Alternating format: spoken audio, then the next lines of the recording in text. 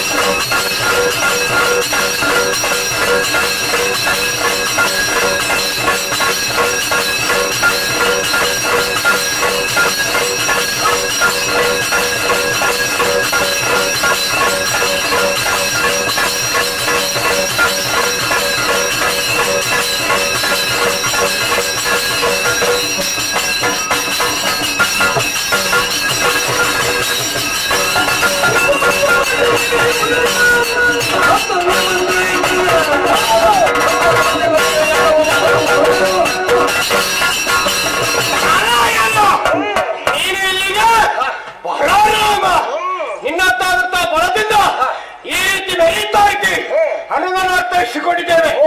ಯಾರಿಗೆ ಹೇಗೆ ಸಲಹೆ ಕೊಡಬೇಕು ಅದೇ ರೀತಿಯಲ್ಲಿ ಕೊಟ್ಟಿದ್ದೇನೆ.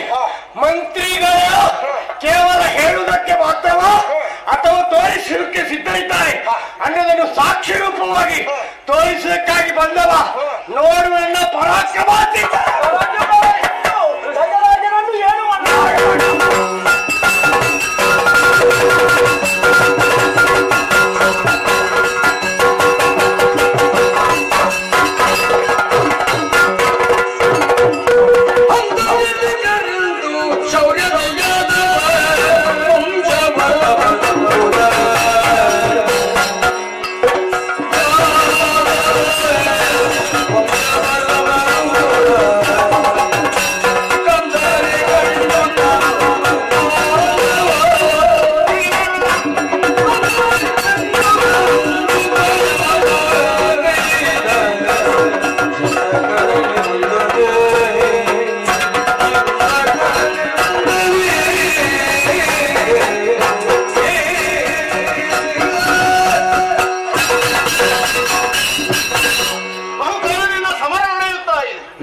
ಅದಷ್ಟು ಅಕ್ಷೋಹಿಣಿ ಸೈನ್ಯ ಮಡಿದು ಬಿದ್ದಿದೆ.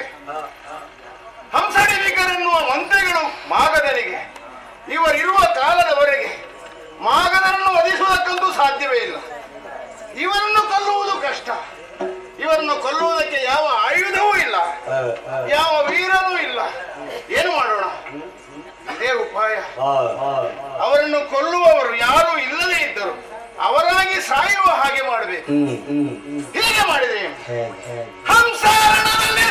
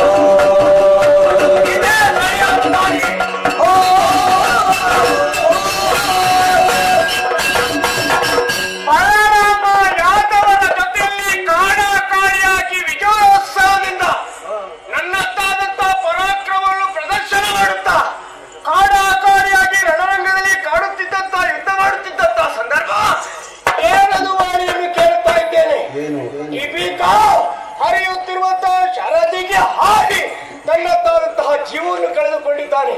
ಆದ್ರೆ ಅಣ್ಣ ತಮ್ಮಂದಿರು ಶರೀರ ಬೇರೆ ಬೇರೆ ಆಗಿದ್ರು ಪ್ರಾಣ ಒಂದೇ ರೀತಿಯಲ್ಲಿದ್ದು ಇಷ್ಟರವರೆಗೆ ಜೀವದಿಂದ ಬಂದವರು ನಾವಿದ್ದೇವೆ. ಯಾವುದೇ ಕಾರ್ಯದಲ್ಲಿ ಜೊತೆಯಾಗಿ ನಿಂತು ಕಾಳಗ ನಡೆಸುವುದರ ಮೂಲಕ ನಮ್ಮ ಜಯವನ್ನು ನಮ್ಮ ಸಾಮರ್ಥ್ಯವನ್ನು ತೋರಿಸಿದವರು. ಆದ್ರೆ ಈ ಹೊತ್ತಿನಲ್ಲಿ ತಮ್ಮ ಸತ್ತಿದ್ದಾನೆಂತ ಮೇಲೆ ಅಣ್ಣನಾದಂತ ನಾನು ಉಳಿದು ಏನು ಪ್ರಯೋಜನ ಇಲ್ಲ. ಇಲ್ಲ, ಉಳಿಯುವುದಕ್ಕೆ ಸಾಧ್ಯವಿಲ್ಲ. ಯುದ್ಧವನ್ನು ನಿಲ್ಲಿಸಿದ್ದೇನೆ. ನಾನು ಕೂಡ ತಮ್ಮನಿಗೆ ಹೋಗ್ಬೇಕು. ಕೈಡಿದಂತ ಈ ಕಡ್ಕದಿಂದ ನನ್ನ ನಾಲಿಗೆಯನ್ನು ಕತ್ತರಿಸಿ ಪ್ರಾಣ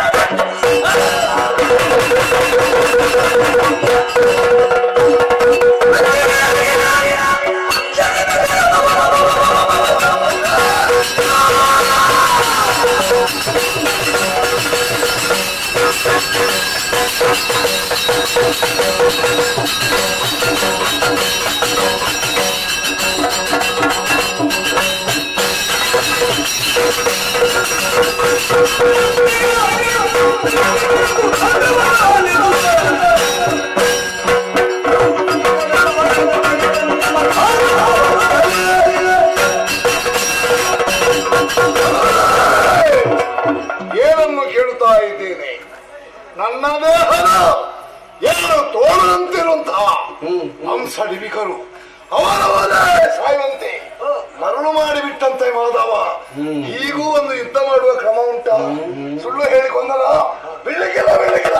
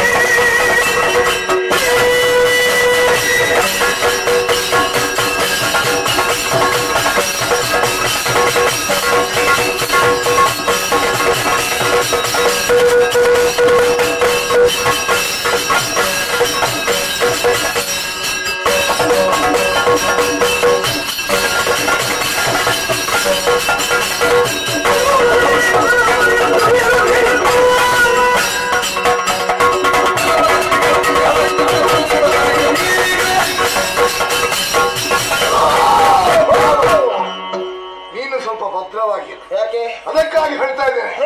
ಎಲ್ಲ ಹೌದೇನೋ? ಮೊನ್ನೆ ಬಂದ ಮಳೆಗೆ ನಿನ್ನೆ ಉದಿಸಿದ ನಾಯ್ಕೊಡಿ ಅಂತೆ. ನಾನೇನು ಅನ್ನೋದಾಗತ್ತೆ. ವರ್ತಮಾನ ಕಾಲದಲ್ಲಿ ಮಹಾಕಲಿ ಎನಿಸಿಕೊಂಡಂತ ನನಗೆ ನಿನ್ನ ಪೌರುಷದ ಸವಾಲ. ನಿನ್ನ ಕಾಲಲ್ಲಿ ಹಿಡಿದು ನನಗೆ ಬರುವಾಗ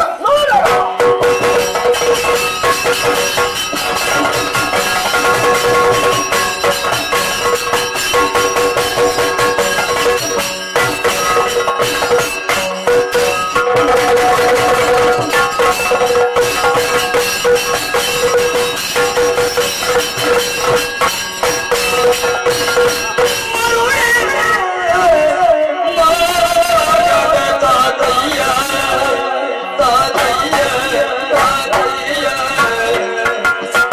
you.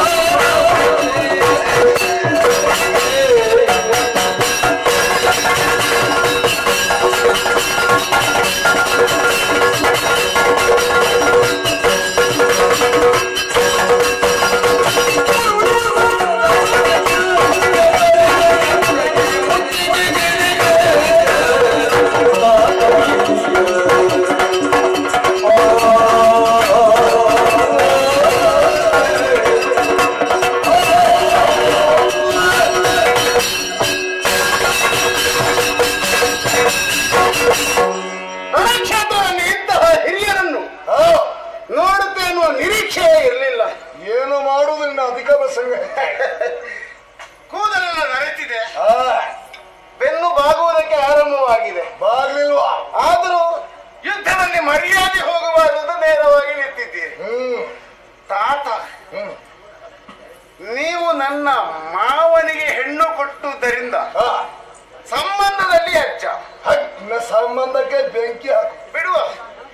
ವಯಸ್ಸಿನಲ್ಲಿಯೂ ಈಗ ಮುದಿಯರಿ.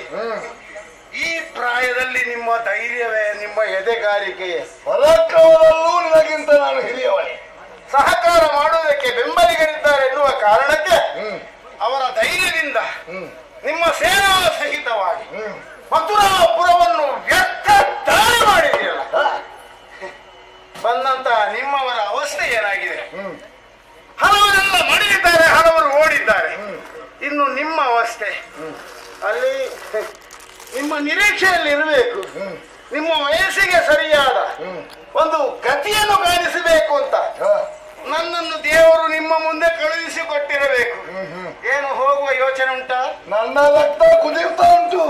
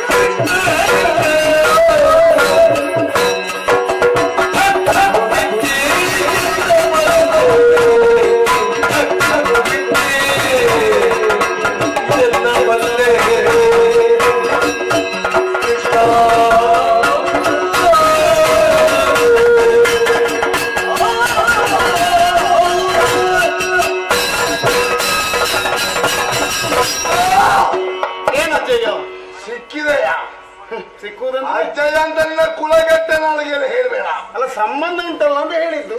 ಸಂಬಂಧಕ್ಕೆ ಬೆಂಕಿ ಹಾಕು ಬೇಡ, ಮಾಗದ ಅಜ್ಜಯ್ಯ. ಸಂಬಂಧದ ಬೆಲೆ ನಿನಗೇನು ಗೊತ್ತು? ಏನು ಬೆಲೆ ಉಂಟು? ಕುಲಘಾತಕ. ನಾವು ಯಾವಾಗ ಬೆಲೆಯನ್ನು ಹಾಳು ಮಾಡಿದ್ದೇವೆ? ತಕ್ಕುಗಾರ. ಎಲ್ಲಿ ಮೋಸವಾಗಿದೆ? ಮಾವನೆಂಬಂತ ಬಾಂಧವ್ಯವನ್ನು ತೊರೆದು ಸಭಾಸ್ಥಾನ ಗುದ್ದಿ ಗುದ್ದಿ ಗೊಂದವಾಣಿ